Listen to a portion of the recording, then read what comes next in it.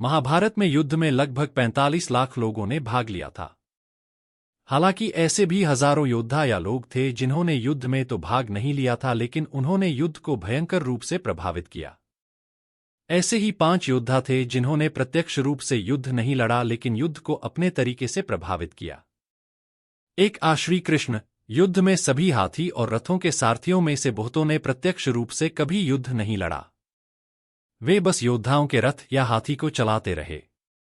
उनमें से बहुत तो पहले ही मारे जाते थे, जिनके स्थान पर दूसरे सारथी की नियुक्ति हो जाती थी। भगवान श्री कृष्ण अर्जुन के रथ के सारथी थे। कर्ण के सारथी शल्य थे।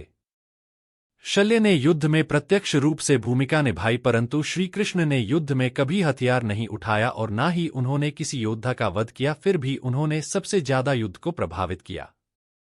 2 बर्बरीक, भीमपौत्र और घटोत्कच के पुत्र दानवीर बर्बरीक के लिए 3 बाण ही काफी थे, जिसके बल पर वे कौरवों और पांडवों की पूरी सेना को समाप्त कर सकते थे। इसीलिए भगवान श्री कृष्ण ने दान में उसका शीश मांग लिया था।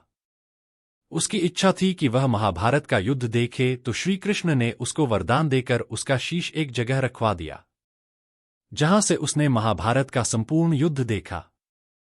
कहते हैं कि जब वे कौरव की सेना को देखते थे तो उधर तबाही मच जाती थी, और जब वे पांडवों की सेना की ओर देखते थे तो उधर की सेना का संहार होने लगता था।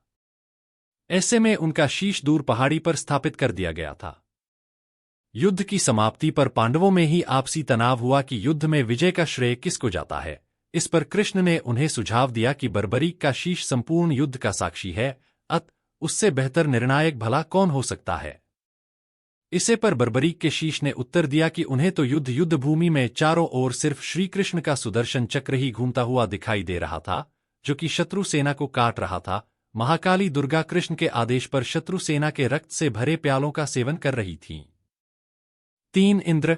जब इंद्र को पता चला कि उनके पुत्र अर्जुन को कर्ण से बहुत बड़ा खतरा है, तो वे श्री कृष्ण के पास पहुंचे। श्री कृष्ण ने उनको सलाह दी कि कर्ण बहुत ही बड़ा दानवीर है, आप उसके दान देने के समय पर ब्राह्मण के वेश में पहुंचकर उससे दान लेने का संकल्प कराने के बाद उससे कवच और कुंडल मांग ले।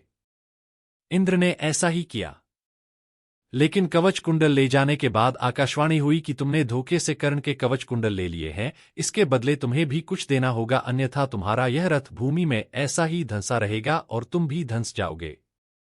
तब इंद्र ने वापस लौटकर कर्ण को अपना अमोघ अस्त्र देकर कहा कि इसे जिस पर भी चलाओगे वह निश्चित ही मारा जाएगा।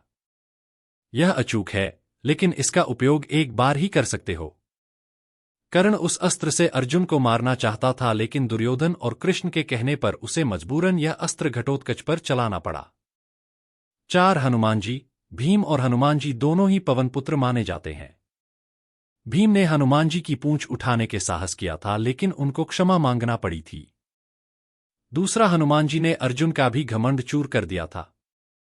बाद में श्री कृष्ण की युक्ति के अनुसार हनुमान जी से पांडवों ने जीत का आश्वासन ले लिया था।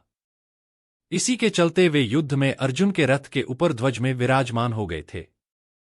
हनुमान जी की शक्ति के चलते ही श्री कृष्ण का रथ युद्ध भूमि में टिका रहा और अप्रत्यक्ष रूप से अर्जुन की सहायता की थी।